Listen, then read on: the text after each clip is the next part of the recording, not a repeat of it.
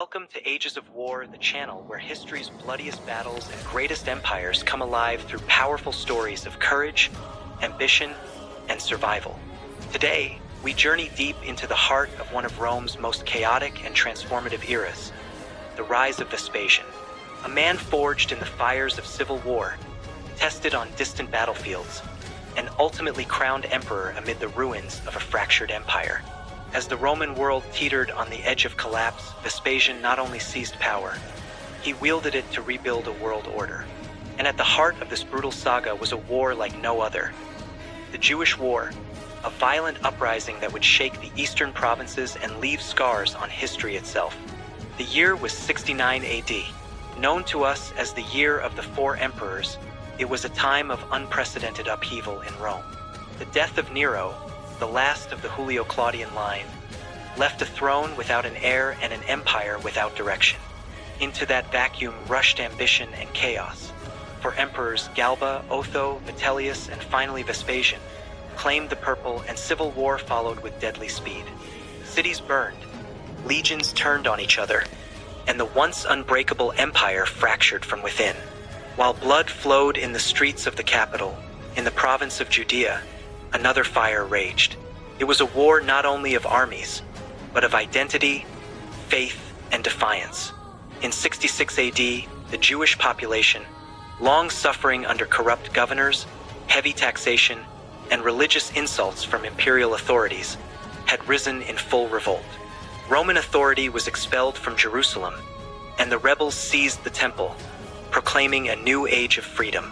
Into this maelstrom came Titus Flavius Vespasianus, not a noble, not a prince, but a soldier. Born in Sabina to a modest equestrian family, Vespasian had clawed his way through the ranks with grit and determination. He had fought in Britannia, governed in Africa, and was known not for aristocratic charm but for hard practicality and iron discipline. Appointed by Nero to crush the Jewish rebellion, Vespasian brought with him not just legions, but a new kind of leadership. He was no patrician showman, he was a tactician, a builder of systems, a commander who understood that war was not only won in battles, but in logistics, patience, and breaking the enemy's will. He marched with 3 legions into Judea, the 5th, 10th, and 15th, accompanied by auxiliary cohorts and cavalry units from Syria and Egypt. His force was both immense and lethal. But Vespasian knew that force alone was not enough. He had to dismantle not just armies, but an entire movement rooted in ideology and sacred tradition. City by city, fortress by fortress, he ground the rebellion down. In Galilee, the stronghold of the Zealots, resistance was fierce but disorganized. Jewish General Josephus, who would later write the history of the war, was captured during the siege of Jotapata. Rather than execute him, Vespasian spared his life, a decision that would give future generations a vivid account of the war from both sides. But even as Judea fell piece by piece, Jerusalem remained untouchable, for now. Its walls were ancient and high, its people determined and inspired by centuries of prophecy and faith. Vespasian knew that the final blow could not come too soon. He needed to crush the resistance from the outside in, to starve Jerusalem not only of food, but of hope. Then, as Vespasian prepared for the final siege, word came from Rome. Vitellius, the latest emperor, had fallen into scandal and mismanagement. The empire begged for stability. Vespasian's legions, loyal and disciplined, proclaimed him emperor. He did not march to Rome himself, but entrusted that task to allies and generals, most notably Antonius Primus, who seized the city for the Flavian cause. Vespasian's arrival in Rome marked not a coronation of luxury, but a return to order. The Senate, battered and fearful, confirmed his rule.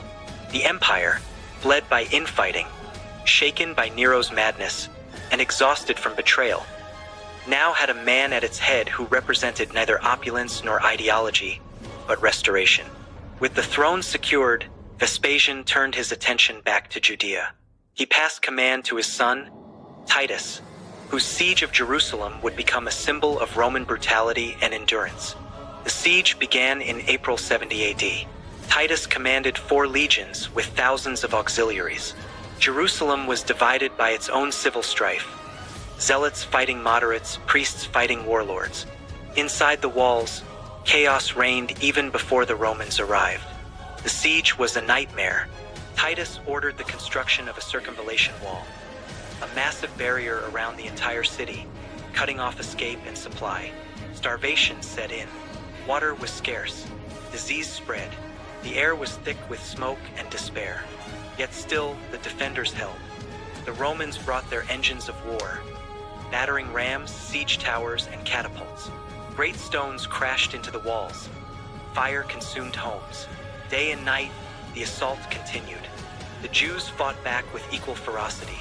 Arrows from the walls, surprise sorties, even sabotaging Roman machines. But time was against them. The city collapsed from within. In August, the Second Temple, the spiritual heart of the Jewish people, was breached and burned. The flames consumed more than wood and stone, they consumed identity. What was lost that day would never be recovered. The final massacre was merciless. Thousands were killed, many crucified outside the city. Others were taken as slaves to Egypt or paraded in Rome. Jerusalem, once a jewel of the ancient world, was left in ruins. The rebellion, though pockets continued for years, was effectively over.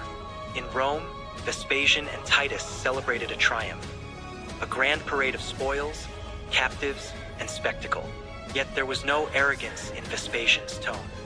He had fought to preserve the empire, not to glorify himself. Back in the capital, Vespasian began the true battle, the battle to heal. He restructured the imperial administration. Corrupt governors were dismissed. The treasury, left nearly empty by Nero's extravagance and the cost of civil war, was filled once more through taxes, censuses, and economic reform.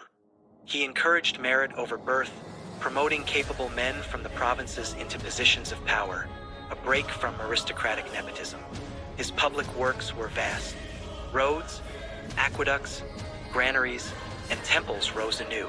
But the crown jewel was the Colosseum.